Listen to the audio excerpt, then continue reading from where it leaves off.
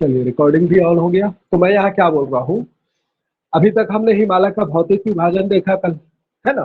तो भौतिक विभाजन या उसको हम लंबवत विभाजन भी बोल सकते हैं, क्योंकि ऊपर से हम नीचे या नीचे से ऊपर जा रहे थे। ट्रांस हिमालय आए, ट्रांस हिमालय से मुख्य हिमालय, जिसमें 3 समानांतर श्रेणी, महाल हिमालय या बृहद हिमालय, या जिसको हमने हिमाद्री हिमालय भी बोला। उसके बाद लघु हिमालय, जिसको हमने हिमाचल हिमालय भी बोला।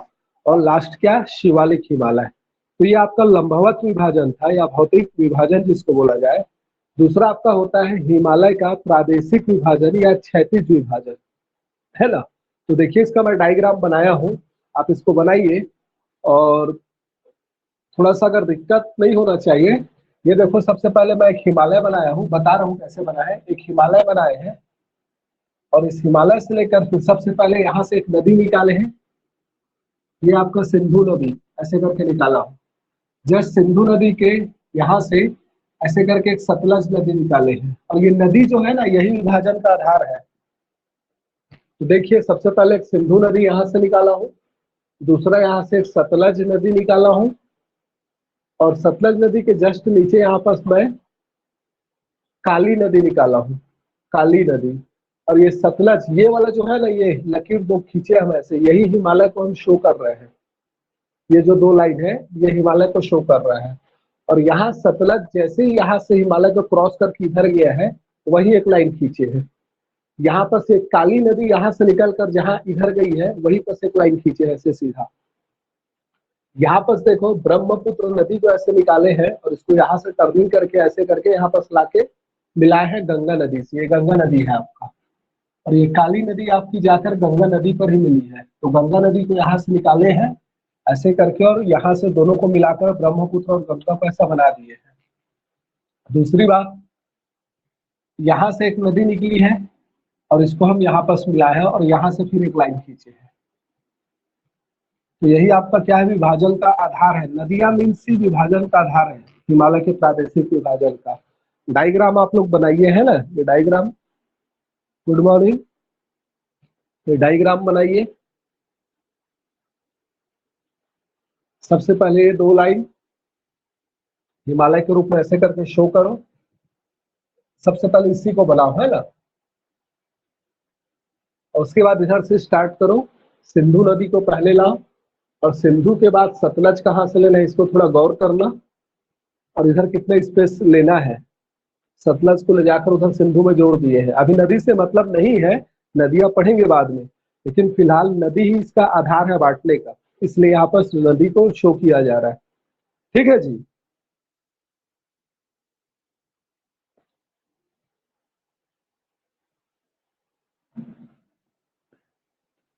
ये आपको अगर नहीं दिखेगा तो बताइएगा। ये SIN करके लिखा हूं मैं, आप लोग पूरा लिखिएगा। सिंधु नदी, ये आपको जो गया है ये सतलज नदी है।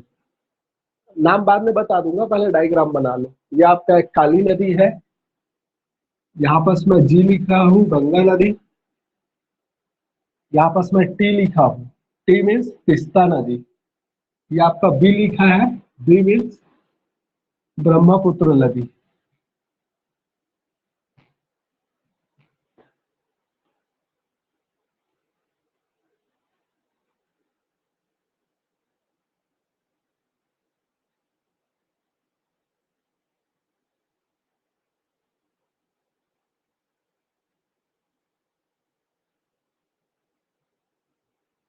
कहीं पर कुछ डाउट होगा तो पूछ लीजिएगा।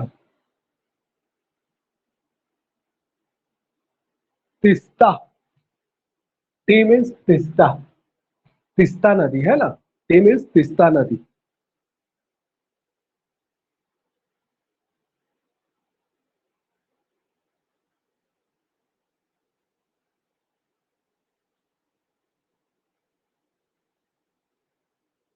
लास्ट ईयर शायद ये क्वेश्चन पूछा था बेल्स में, हिमालय का प्रादेशिक विभाजन बताओ करके।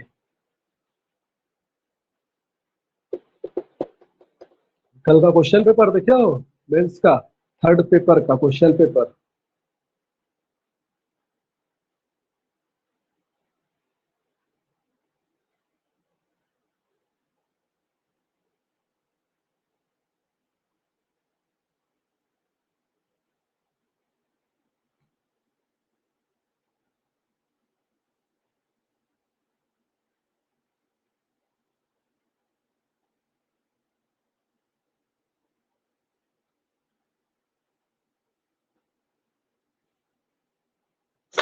डायग्राम बता दो, ये नीचे में जो लिखा है वो भी बताऊंगा अभी मैं।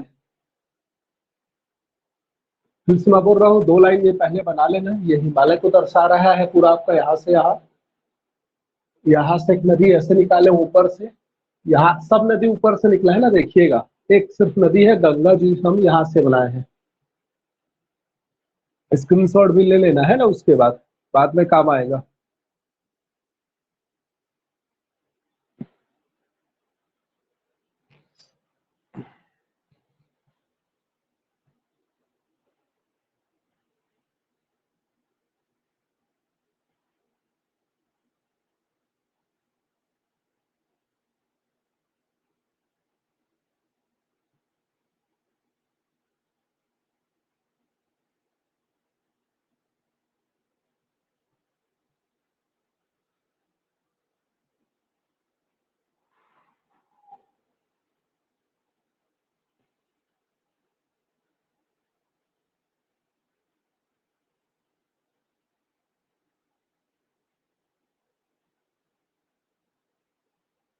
डायग्राम कंप्लीट होगा तो बताइएगा मुझे।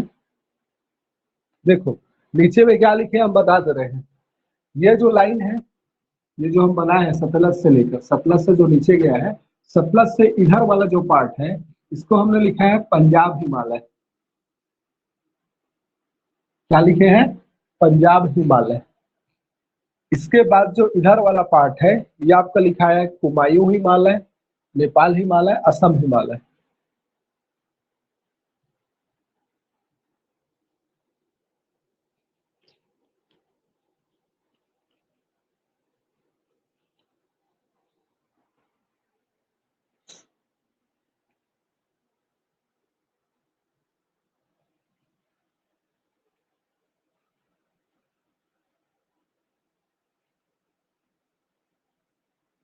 असम हिमालय यहाँ पर लिखे हैं। असम हिमालय किसके किसके बीच? तीस्ता नदी और ब्रह्मपुत्र नदी के बीच का जो हिमालय है, ये तीस्ता नदी और ये ब्रह्मपुत्र नदी के बीच का हिमालय असम हिमालय। 720 किलोमीटर, 720 किलोमीटर अरुणाचल प्रदेश और असम, इसका विस्तार हम देखें मुख्य रूप से, तो यहाँ पर मैं नीचे भी लिखा हूँ अरुणाचल प्रदेश और असम। नेपाल हिमालय 800 किलोमीटर,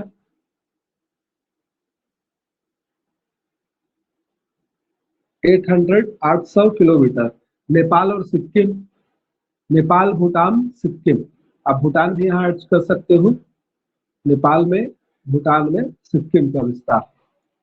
यहाँ पर लिखा हूं मैं कुमायूं, कु के वाला है ना, कुमायूं हिमालय 320 किलोमीटर।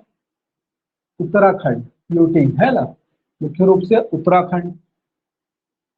पंजाब हिमालय, पंजाब हिमालय 560 किलोमीटर। जम्मू कश्मीर, हिमाचल प्रदेश, लद्दाख वाला पूरा पार्ट इसमें आता है। जम्मू कश्मीर, हिमाचल प्रदेश, लद्दाख, वो जो विस्तार है पंजाब हिमालय का है। कुमायूं हिमालय, नेपाल हिमालय, असम हिमालय।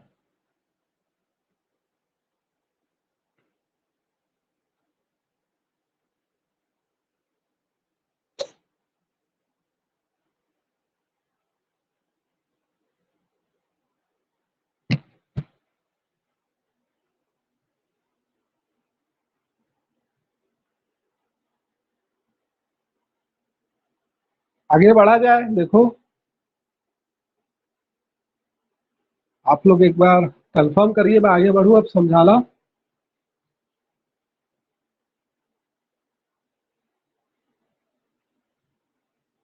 HP, Himachal Pradesh, HP. एक बार और बार बता देता हूँ, ये आपका पंजाब एच लिखा हो मतलब हिमालय, एच नहीं लिखोगे कोई जरूरत नहीं, पंजाब हिमालय इसको बोल रहे हैं। जम्मू कश्मीर, हिमाचल प्रदेश, किलोमीटर में 560 किलोमीटर। कुमायूं, कुमायूं हिमालय मुख्यतः उत्तराखंड, किलोमीटर में 320 किलोमीटर। नेपाल हिमालय, नेपाल, भूटान, सिक्किम, सबसे बृहद क्षेत्र इसी का है 800 किलोमीटर। असम हिमालय, अरुणाचल प्रदेश और असम, किलोमीटर में देखें तो 720 किलोमीटर। ठीक है, ये किसके बीच है? सिंधु एवं सतलज के बीच। कुमायूं हिमालय कहाँ है? सतलज एवं काली नदी के बीच। काली नदी से लेकर आपका तीस्ता नदी तक, इसके बीच का पार्ट कौन सा है आपका? नेपाल हिमालय। तीस्ता नदी से लेकर ब्रह्मपुत्र नदी, इसके बीच का पार्ट है आपका असम हिमालय। चलिए मैं आगे बढ़ता हूं। अगर जिन्होंने नहीं लिखा होगा ना कि स्क्रीनशॉट इसका ले लेना।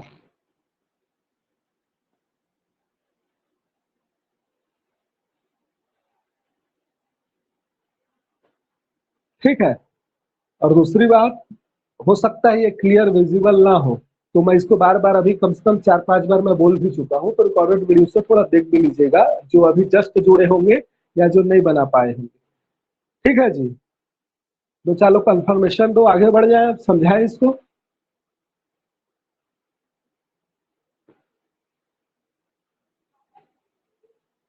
कितने लोग ऐसे हो जिनका कंप्लीट हो गया जी? चलिए ठीक। तो देखो, हम पढ़ के आ रहे हैं हिमालय का प्रादेशिक और या फिर क्षैतिज विभाजन, है ना। मैं यहाँ प्रादेशिक लिखा हूँ, इसको आप क्षैतिज भी लिख सकते हो।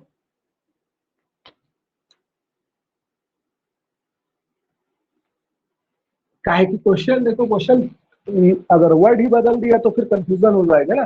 बोल देगा कि हिमालय के क्षैतिज विभाजन को समझाइए करके, तब आप लोग फिर बैठ जाओगे, अरे यार ये तो पढ़े ही नहीं है करके। तो वर्ड याद रखिएगा, है ना। एग्जाम में मोस्टली ऐसा होता है, जो अदर क्वेश्चन किसी भी मतलब टॉपिक के लिए या किसी भी शब्द के लिए कोई दूसरा शब्द इस्तेमाल किया जाता है ना, तो जो मेन शब्द होता है फेमस वाला, उसको ना पूछ के दूसरे शब्द से क्वेश्चन कर देता है। ये एग्जाम में होता है अक्सर। चलिए तो देखो, क्षैतिज दृष्टि से अगर देखा जाए हिमालय को, तो नदियों के आधार पर मुख्य रूप से 4 भागों में विभाजित किया जाता है। क्षैतिज दृष्टि से या प्रादेशिक दृष्टि से हिमालय को मुख्य रूप से 4 भागों में विभाजित किया जाता है। लिखो पहला पॉइंट इसी को, या पॉइंट में मत लिखना, ऐसा पहले लिख लो। क्षैतिज दृष्टि से या प्रादेशिक दृष्टि से हिमालय को नदियों के आधार पर, लिखिएगा, प्रादेशिक दृष्टि से हिमालय को नदियों के आधार पर मुख्य रूप से 4 भागों में विभाजित किया जाता है। प्रादेशिक दृष्टि से हिमालय को मुख्य रूप से 4 भागों में विभाजित किया जाता है। ABCD करके लिख लो इसको। पहला पंजाब हिमालय, दूसरा कुमायूं कुमायूं हिमालय, तीसरा नेपाल हिमालय और चौथा असम हिमालय। चलिए ठीक है, हो गया। अब आगे बढ़ते हैं। सबसे पहले आता है पंजाब हिमालय। तो पंजाब हिमालय में क्या बोलेंगे? पहले तो जो चीज इस डायग्राम से दिख रहा है, डायग्राम में क्या दिख रहा है आपको इस फिगर में, कि सतलज से लेकर या सतलज गॉर्ज से लेकर सिंधु गॉर्ज तक के बीच का भाग, गार्ज है ना, गार्ज मतलब जो गहरी घाटी होती है ना, इसी को गॉर्ज बोला जाता है।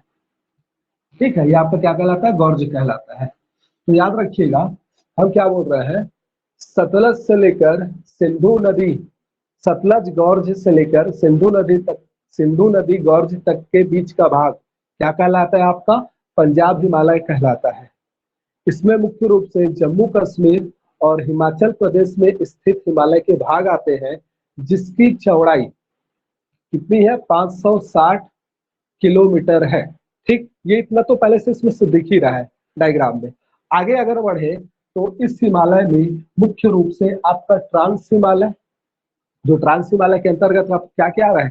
काराकोरम, लद्दाख और जास्कर श्रेणी, है ना। तो याद रखिएगा, इस हिमालय के अंतर्गत ट्रांस हिमालय आते हैं। और मुख्य रूप से अगर देखा जाए तो वह हिमालय का वह भाग जो हमेशा क्या रहता है? हिमनद रहता है, या हिमाद्री वाला पार्ट बोल सकते हैं। हिमालय का वह भाग जो हमेशा क्या रहता है? हिमनद रहता है। तो अलग से क्या पॉइंट, इसके अलावा अगर देखा जाए तो ट्रांस हिमालय आता है, अथवा हिमालय के पश्चिम का, उत्तर पश्चिम का वह भाग जो हमेशा क्या रहता है? हिमाद्री रहता है या हिम से ढका हुआ होता है, वह भाग इसमें आता है। बस इतना ही बताना इसमें, और कुछ नहीं। आगे बढ़ेंगे, क्या बोलेंगे? कुमायूं हिमालय। ठीक, कुमायूं हिमालय क्या बोलेंगे? पिस्ता गॉर्ज, सॉरी, काली गॉर्ज से लेकर, गॉर्ज शब्द इस्तेमाल कर रहे हैं सब में, ठीक है, क्यों? क्योंकि ये नदियां जो है गॉर्ज में ही रहती है ना। घाटी में ही बहती है, घाटी को यहाँ गॉर्ज बोला जा रहा है। ठीक है, तो गॉर्ज शब्द इस्तेमाल कर रहे हैं, तो फिर से क्या बोलेंगे अब सेकंड, काली गॉर्ज से लेकर सतलज गॉर्ज तक के बीच का भाग कुमायूं हिमालय कहलाता है, जिसकी चौड़ाई 320 किलोमीटर है। इसका विस्तार मुख्य रूप से उत्तराखंड में है। इसका विस्तार मुख्य रूप से कहाँ है? उत्तराखंड में है। हमारी जो चोटियां हैं, इसकी जो सर्वोच्च चोटी है, याद रखिएगा, जैसे कि मैं आपको याद रखिए बृहद हिमालय की जितनी चोटी बताया, बृहद हिमालय की, तो आप माउंट एवरेस्ट, कंचनजंगा, नामचा बारवा, इनको हटा दो, इनको रिमूव कर दो, तो स्टार्टिंग से देखो आपको क्या क्या मिला था। नंगा पर्वत मिला था, तो नंगा पर्वत को भी रिमूव करो, नंगा पर्वत इसमें आ जाएगा अगर चौड़ाई के हिसाब से देखें तो। उसके बाद जैसे हमने बोला केदारनाथ, बद्रीनाथ, त्रिशूल, है ना, धौला गिरी और नंदा देवी, है ना, तो ये प्रमुख चोटियां इसी में स्थित है। और इस हिमालय की सबसे सर्वोच्च चोटी, अगर ऐसा प्रादेशिक विभाजन में बोल रहे हैं, तो नंदा देवी। प्रादेशिक विभाजन के आधार पे ना, मतलब इस 320 किलोमीटर के दायरे को अगर हम लोग देखें, तो इस 300 किलोमीटर 320 किलोमीटर के दायरे में सबसे सर्वोच्च चोटी कौन है? तो हम क्या बोलेंगे? नंदा देवी। ठीक है, आगे बढ़ रहे हैं, फिर क्या बोल रहे हैं, देखो तिस्ता गॉर्ज से लेकर कौली गॉर्ज तक के मध्य का भाग क्या कहलाता है? नेपाल हिमालय कहलाता है। यह क्या है? जिसकी चौड़ाई कितनी है? 800 किलोमीटर। तो सबसे अधिक चौड़ाई इसी की है, याद रखिएगा, उसके बाद इसकी है। तो इसका विस्तार मुख्य रूप से कहाँ कहाँ पर है आपका? नेपाल, भूटान एवं सिक्किम में। ठीक, और इसकी सर्वोच्च चोटी कौन सी है? तो सिंपल सी बात है, आपको पता है क्या? माउंट एवरेस्ट है। माउंट एवरेस्ट इसकी सर्वोच्च चोटी है।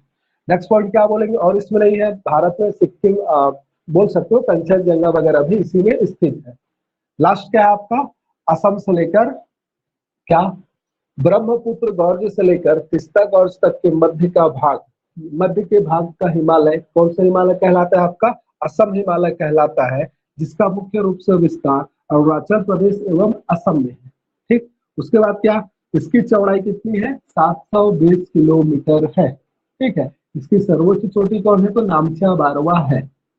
जो नामचा बारवा हम लोग पढ़े हैं लास्ट में, जो बृहद हिमालय में बताए थे, नंगा पर्वत टू नामचा बारवा।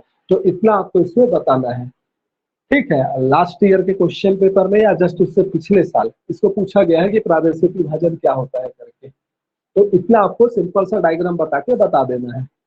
आप जो पढ़ चुके हो हिमालय, अगर कल का क्लास आपको याद है, तो इसमें कुछ नहीं है, बस डायग्राम को याद करके उसमें से 2-4 चोटी को इसमें पुटअप करना है। ठीक है, चलिए लिख लीजिएगा पंजाब हिमालय, जो बोला हूं उसको लिखिएगा। क्या बोला? सिंधु गॉर्ज से लेकर, सॉरी, सतलज गॉर्ज से लेकर, सिंधु गॉर्ज, सतलज गॉर्ज से लेकर सिंधु गॉर्ज के मध्य का भाग, मध्य का भाग पंजाब हिमालय कहलाता है।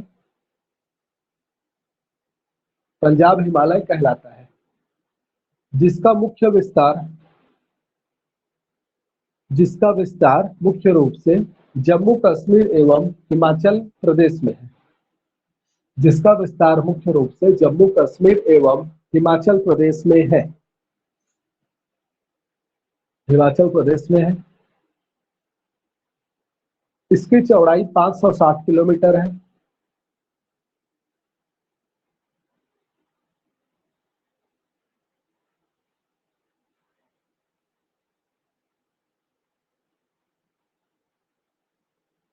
ठीक है, आगे लिखिएगा, इतना हो गया ना, आगे लिखिएगा। ट्रांस हिमालय एवं हिमालय का हिमाद्री वाला भाग, ट्रांस हिमालय एवं हिमालय का हिमाद्री, है ना, हिमाद्री वाला भाग पंजाब हिमालय के अंतर्गत ही आता है। हिमाद्री वाला भाग पंजाब हिमालय के अंतर्गत ही आता है। नेक्स्ट आपका कुमायूं हिमालय,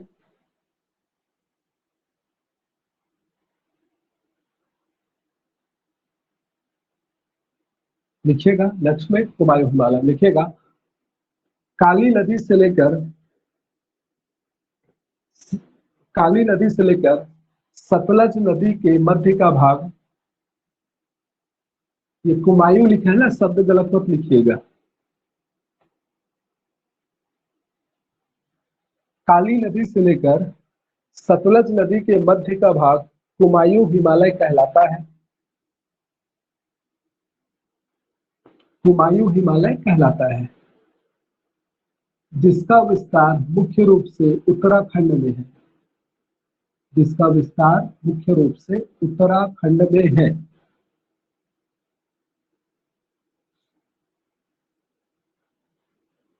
आगे लिखिएगा, जो चोटी बताए वो लिखो। इस हिमालय में बद्रीनाथ, केदारनाथ, त्रिशूल, नंदा देवी इत्यादि चोटी स्थित है।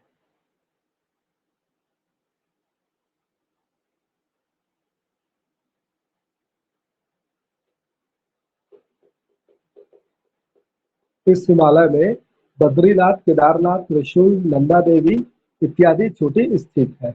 नंदा देवी इस हिमालय की सर्वोच्च चोटी है। किस आधार पे बोल रहा हूँ इसको समझ गए ना? नंदा देवी को हम किस आधार पे बोल रहे हैं? सिर्फ इनके बीच का ये जो रेंज है 320 किलोमीटर का चौड़ाई, इसमें सबसे सर्वोच्च चोटी कौन है? तो नंदा देवी। ठीक है, आगे लिखिएगा। कौन सा हिमालय? नेपाल हिमालय।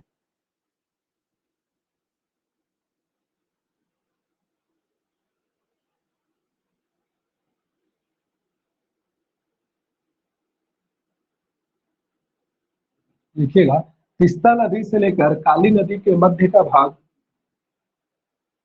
तीस्ता नदी से लेकर काली नदी के मध्य का भाग नेपाल हिमालय के नाम से जाना जाता है।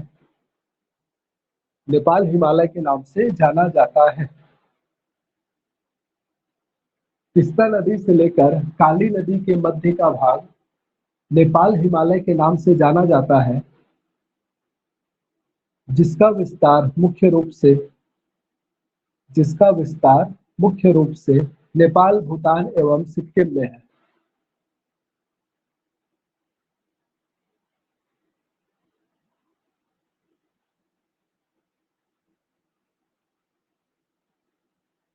क्षैतिज दृष्टि से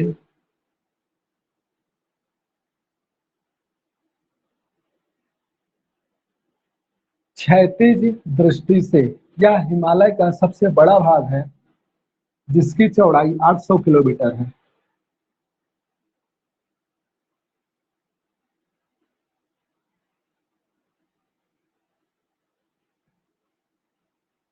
ठीक है, एक पॉइंट और लिख लीजिएगा आगे उसी में।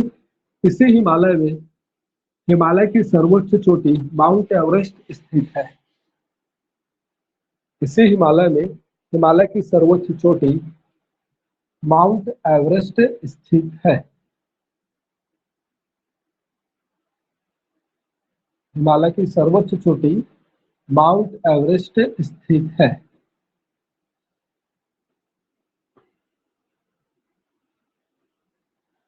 लिखिएगा, ब्रह्मपुत्र नदी से लेकर तीस्ता नदी के मध्य का भाग, ब्रह्मपुत्र नदी से लेकर तीस्ता नदी के मध्य का भाग असम हिमालय के नाम से जाना जाता है।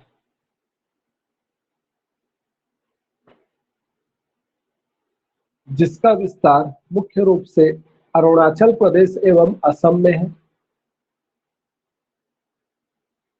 तीस्ता नदी से लेकर ब्रह्मपुत्र नदी से लेकर तीस्ता नदी तक का भाग असम हिमालय के नाम से जाना जाता है, जिसका विस्तार मुख्य रूप से अरुणाचल प्रदेश एवं असम में है।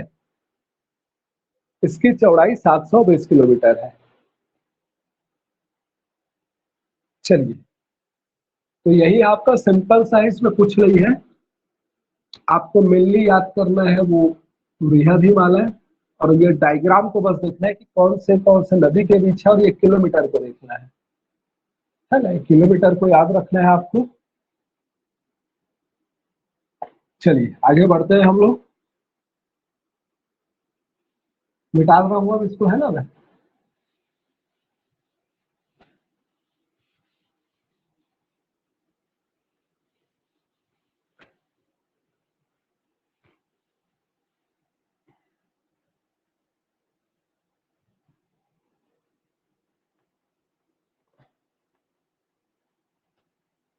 महत्व है ना, सोचो थोड़ा सा महत्व क्या होगा, बताइएगा आप लोग।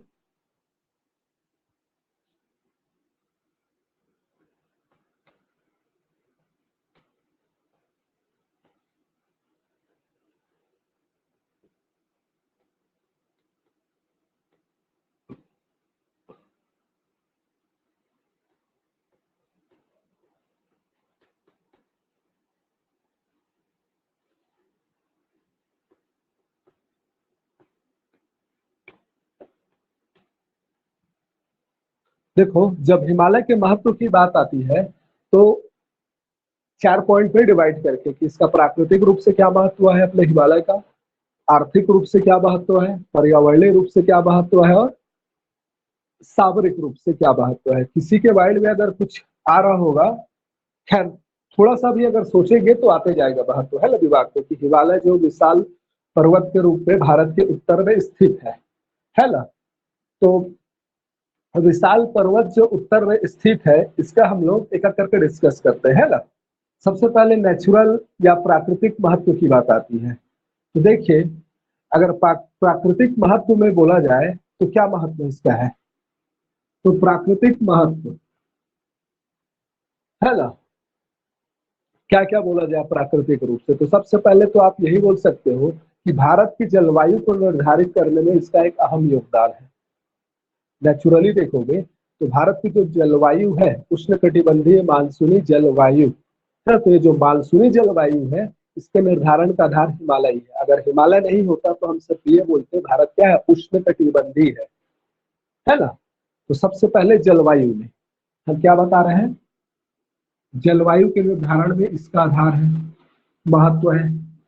ठीक, अब जलवायु के अगर आगे जाए, ठीक है, तो देखा जाए तो ये जो हिमालय है, ये क्या करता है, भारत में वर्षा का आधार है, या डायरेक्ट हम बोले मानसूनी वर्षा का आधार है।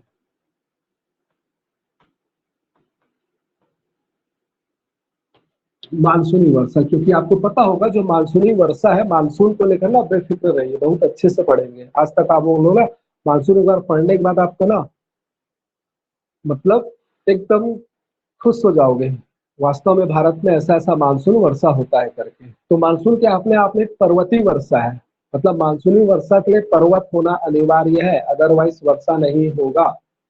अगर ये आपका छत्तीसगढ़ में मैकल श्रेणी वगैरह नहीं होता, विंध्यन सतपुड़ा नहीं होता इधर, है ना, या पूरा हिमालय नहीं होता, तो भारत में वर्षा ही नहीं होता।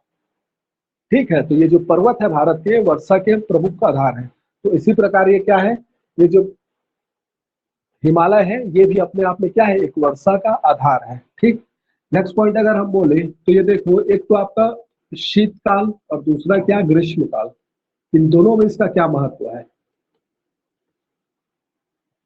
तो जैसे कि ये हिमालय है आपका, मान लो ये हिमालय है, तो ये हिमालय क्या करता है, साइबेरियन एरिया से, क्योंकि अगर पृथ्वी को ऐसे मान लो सेंट्रल यहाँ, तो साइबेरियन एरिया से जो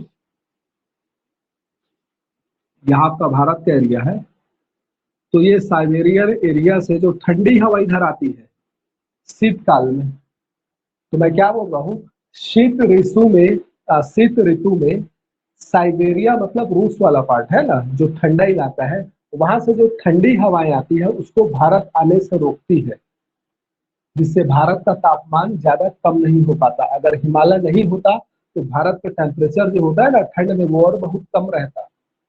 तो भारत के तापमान को अधिक गिरने से बचाता है। कैसे बचा रहा है, तो साइबेरियन एरिया से जो ध्रुवीय ठंडी पवने आती है ना, उसको भारत आने से रोकता है।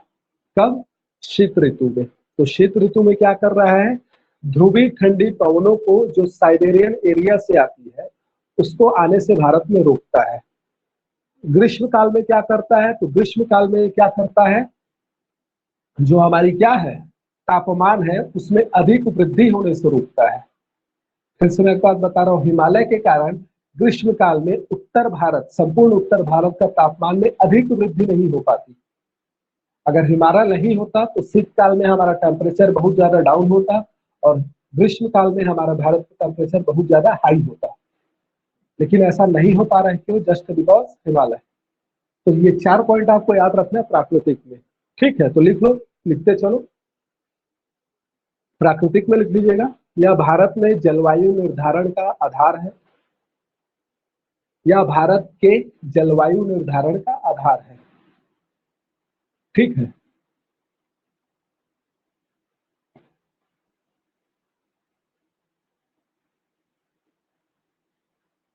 भारत में जलवायु निर्धारण का आधार है। दूसरा लिखिएगा, हिमालय की वजह से ही, हिमालय की वजह से ही, ऐसा मत लिखो, ये ऐसा लिखो, रुको, हिमालय मानसूनी पवनों के लिए अवरोध का काम करता है। हिमालय मानसूनी पवनों के लिए अवरोध है ना, बाधा उत्पन्न करता है, उसमें अवरोध का कार्य करता है, जिससे जिससे उत्तर भारत में मानसूनी वर्षा होती है। अवरोध का कार्य करता है, जिससे उत्तर भारत में मानसूनी वर्षा होती है। नेक्स्ट लिखिएगा,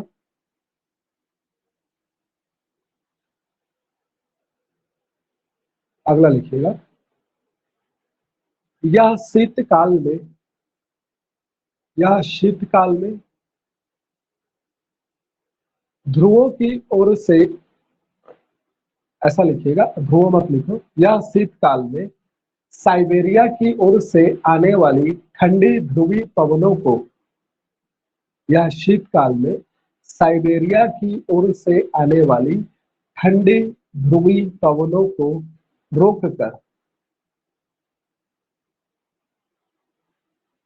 रोककर भारत के तापमान को कम होने से बचाता है।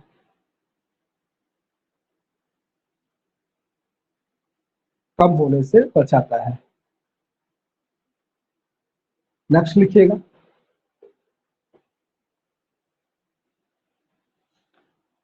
ग्रीष्म काल में, अगला पॉइंट, ग्रीष्म काल में हिमालय के ठंडे प्रभाव के कारण, ग्रीष्म काल में हिमालय के ठंडे प्रभाव के कारण, हिमालय के ठंडे प्रभाव के कारण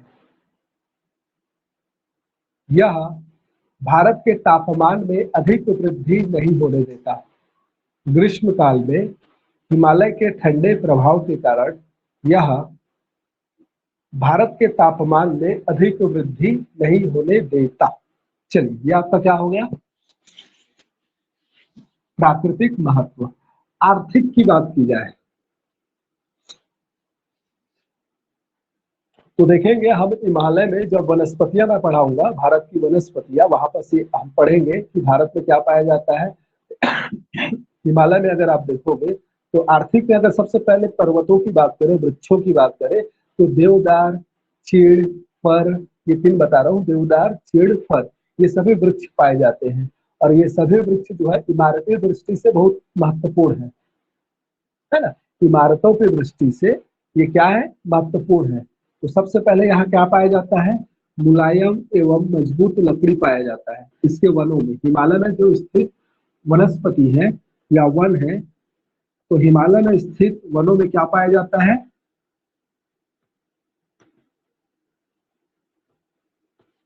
मुलायम, कठोर एवं मुलायम लकड़ी। जैसे सागौन हम लोग बोलते हैं ना, सागौन क्यों इंपॉर्टेंट है, सागौन महत्व क्यों है उसका, क्यों, क्योंकि एक तो वो कठोर भी है, मजबूत है, प्लस बहुत सॉफ्ट है ना, खुरदुरा नहीं है, बहुत चिकना होता है सागौन का लकड़ी। उसी प्रकार यहाँ लकड़ियां पाई जाती है। ठीक है, तो क्या बोल रहे हैं, वनों में क्या पाया जाता है, कठोर एवं मुलायम लकड़ी, जो क्या है, इंपॉर्टेंट है किसके लिए, इमारती भवन निर्माण के लिए या इमारती के लिए, इमारती लकड़ी की दृष्टि से महत्वपूर्ण है, ऐसा हम इसको लिखेंगे।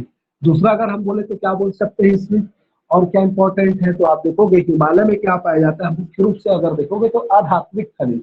आध्यात्मिक खनिज में डोलोबाइट, चूना पत्थर इत्यादि की भी भरमार है हिमालय क्षेत्र में। तो हम क्या बोलेंगे, आध्यात्मिक खनिज की।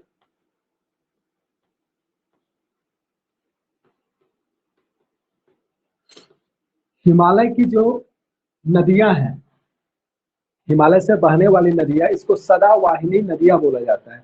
चूंकि हिमालय क्या है, हिम से ढका हुआ पार्ट है अधिकांश का, तो हिम से ढका हुआ है, इसलिए हिम के पिघलने से वहां से निकलने वाली नदियों में क्या होता है, हमेशा पानी रहता है, हमेशा पानी रहता है, इसलिए वहां से निकलने वाली नदियों को हम क्या बोलते हैं, सदावाहिनी। सदावाहिनी और बरसाती नदियां दो पार्ट में डिवाइड किया जाता है, तो वहां तंत्र जब पढ़ेंगे तब ये सब आएगा।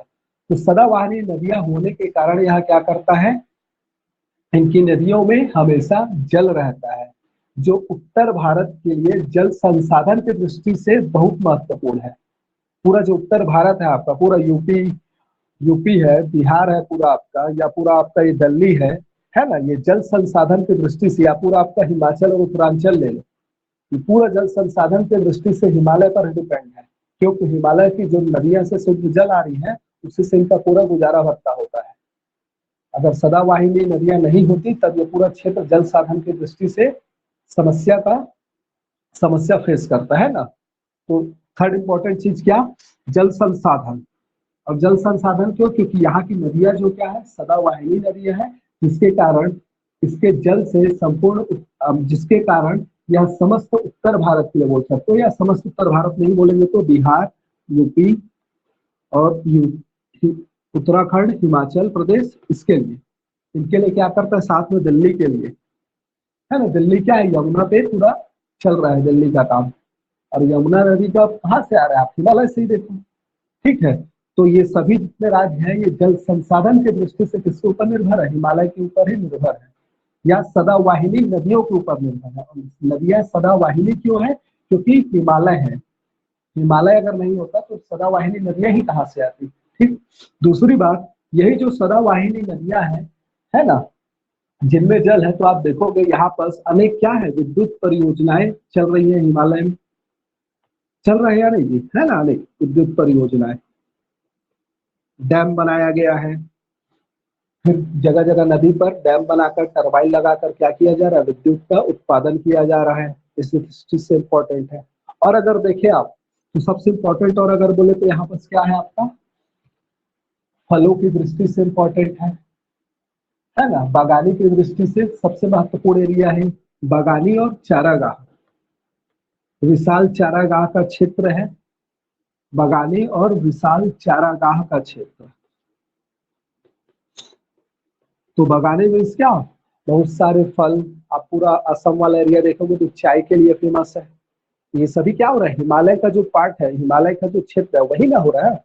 आप कश्मीर में देखो पूरा, तो कश्मीर, उत्तरांचल, हिमाचल में तो एप्पल वगैरह फल फूल, साथ में हम क्या, चाय, तो ये सब बगानी में आ जा रहा है। दूसरी तरफ क्या, विशाल चारा, अगर आप देखोगे हिमालय में क्या है, जो पर्वतीय एरिया तो अलग है, लेकिन जो घाटिया है ये पूरा क्या है आपका, चारागाह के रूप में कार्य करता है। साथ में आप देखोगे तो आर्थिक दृष्टि से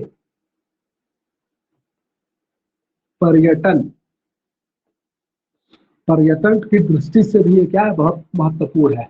कभी जाओ हिमालय तरफ घूमने, अधिकांश लोग जो एक बार गए हैं वो दोबारा जब भी मौका मिलेगा जाएंगे, है ना। हिमालय की वादियां इतनी खूबसूरत है, आप घूमोगे ना, जैसे हम तो ज्यादा नहीं घूमे हैं, शिमला गए हैं, पौंटा साहिब और मसूरी गए हैं, तो जबरदस्त एरिया है, आपका दिल खुश हो जाएगा। अब देखते हैं टेलीविजन में ही हम लोग देखते हैं तो कितना अच्छा लगता है वादियों में घूमना, है ना। तो मोस्टली पर्यटन का क्षेत्र है ये, है ना। तो इस दृष्टि से भी ये क्या है, महत्वपूर्ण, आर्थिक रूप से देखें तो इसका महत्व है पूरा, समझ में आ रहा है। एक एक लाइन में लिख लीजिए, या नहीं लिखवाऊंगा चलेगा क्या इसको, ठीक है लिख लो, है ना। लिखो, आर्थिक दृष्टि से लिखना, हिमालय के वनों में, हिमालय के वनों में पाई जाने वाली लकड़ियां, लकड़ियां, हाँ ऐसे लिखो, हिमालय के वनों में पाई जाने वाली लकड़ियां, यही दोनों मतलब मेन है, ये छोटा छोटा है, इतना पॉइंट इसमें नहीं है। हिमालय के वनों में पाई जाने वाली लकड़ियां कठोर एवं मुलायम होती है, जो जो इमारतों के निर्माण की दृष्टि से,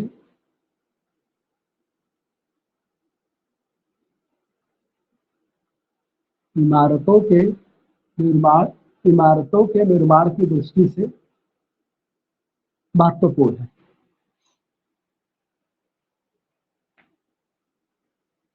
लिखिएगा सेकंड पॉइंट, इस क्षेत्र में प्रमुखतः आध्यात्मिक खनिज, इस क्षेत्र में प्रमुखतः आध्यात्मिक खनिज जैसे, इस क्षेत्र में प्रमुखतः आध्यात्मिक खनिज जैसे चूना पत्थर, डोलोमाइट, छीका छीका इत्यादि पाया जाता है।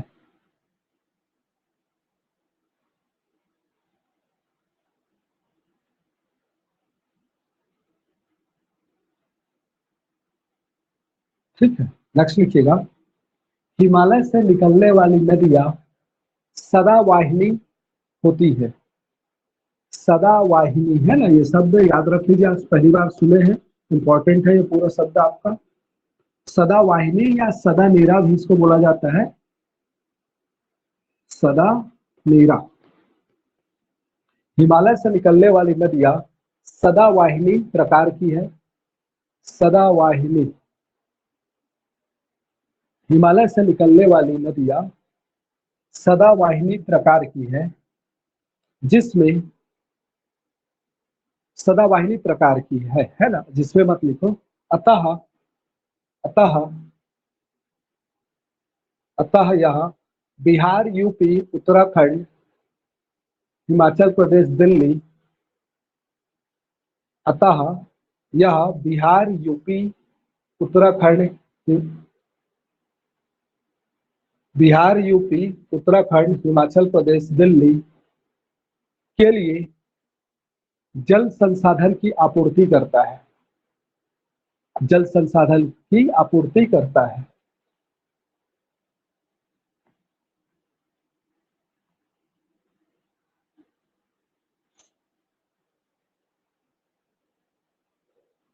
नेक्स्ट लिखिएगा, इस क्षेत्र की नदियां विद्युत उत्पादन की दृष्टि से भी महत्व रखती है।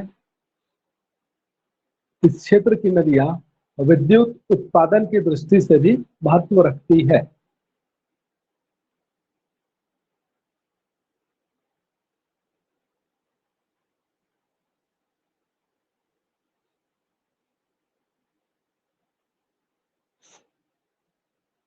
नेक्स्ट लिखिएगा, हिमालय हिमालय अपने आप में हिमालय अपने आप में बागानी फसलों के लिए भी प्रसिद्ध है।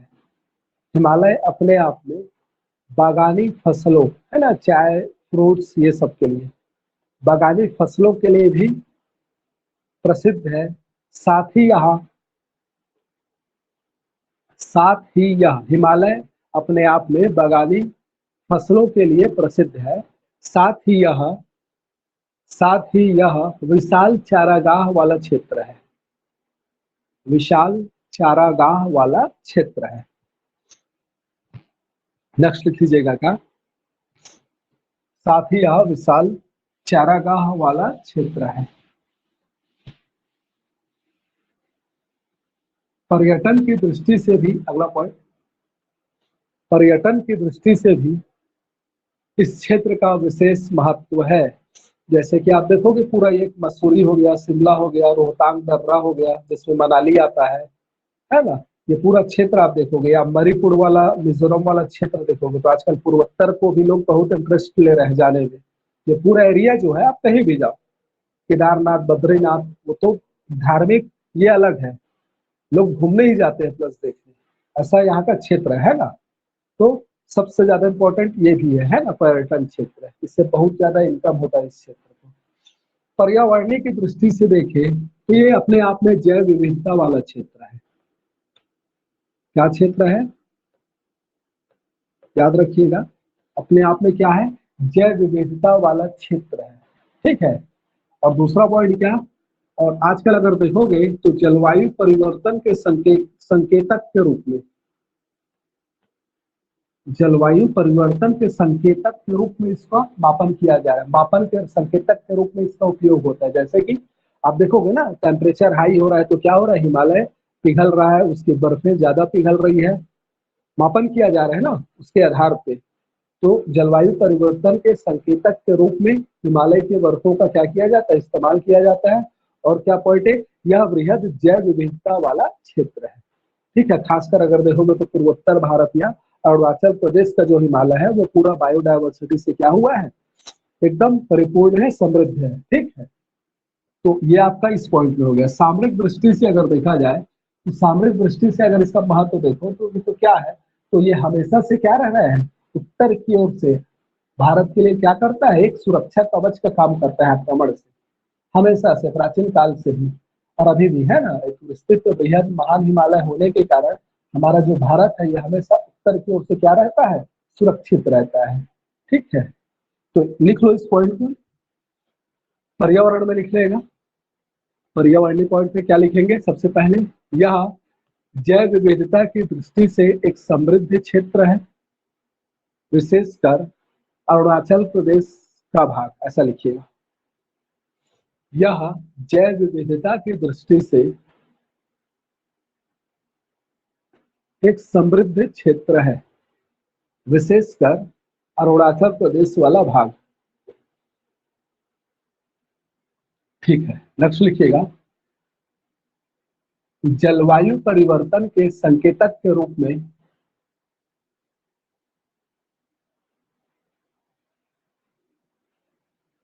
जलवायु परिवर्तन के संकेतक के रूप में हिमालय के ग्लेशियर या ग्लेशियरों, है ना, हिमालय के ग्लेशियरों ग्लेशियरों के पिघलने को आधार बनाया जाता है। के पिघलने की दर को, ऐसा लिखे ना, के जलवायु परिवर्तन के संकेतक के रूप में हिमालय के ग्लेशियरों के पिघलने की दर को आधार बनाया जाता है ना। जितना ज्यादा पिघलेगा, जितनी ज्यादा दर से पिघलेगा, उतना ही क्या बोला जाएगा, टेम्परेचर हाई हो रहा है, वर्ल्ड का टेम्परेचर बढ़ रहा है, ऐसा टाइप से, है ना। ठीक है, तो ये क्या हो गया आपका पर्यावरणीय दृष्टि से। सामरिक दृष्टि से हम क्या बोलेंगे, लिख दीजिएगा।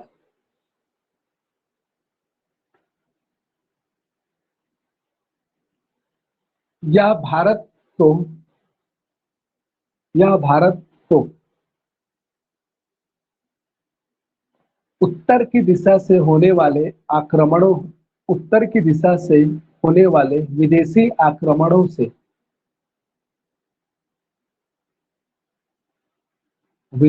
आक्रमणों से सुरक्षा प्रदान करता है।